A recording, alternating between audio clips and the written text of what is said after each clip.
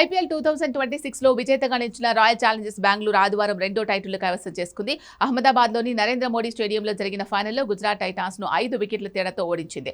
ఈ విజయంతో ఐపీఎల్ చరిత్రలో టైటిల్ ను డిఫెండ్ చేసుకున్న మూడో జట్టుగా ఆర్సీబీ నిలిచింది. అంతకుముందు Chennai Super Kings, Mumbai Indians జట్లు ఈ ఫీట్ సాధించాయి. అయితే ఇదే సమయంలో ఆర్సీబీకి చెందిన ఇద్దరు ఆటగాళ్లు మరో అరుదైన రికార్డు సాధించారు.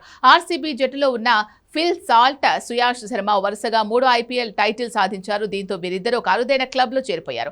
ఫిల్ సాల్ట్, సుయాష్ శర్మలు ఐపీఎల్ 2024లో కోల్కతా నైట్ రైడర్స్ తరపున ఆడారు. ఆ సీజన్ లో కేకేఆర్ విజేతగా నిలిచింది.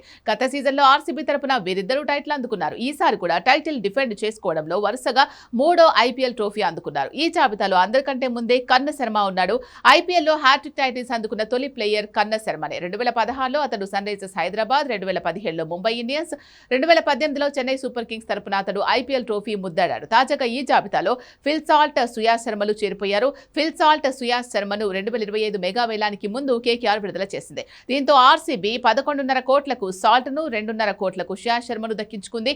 వీరిద్దరూ ఆర్సీబీ వరుసగా 2 టైటిల్ సాధించడంలో కీలక పాత్ర పోషించారు. సాల్ట్ ఐపీఎల్లో 40 మ్యాచ్ల్లో 175 స్ట్రైక్ రేట్తో 1258 పరుగులు చేశారు.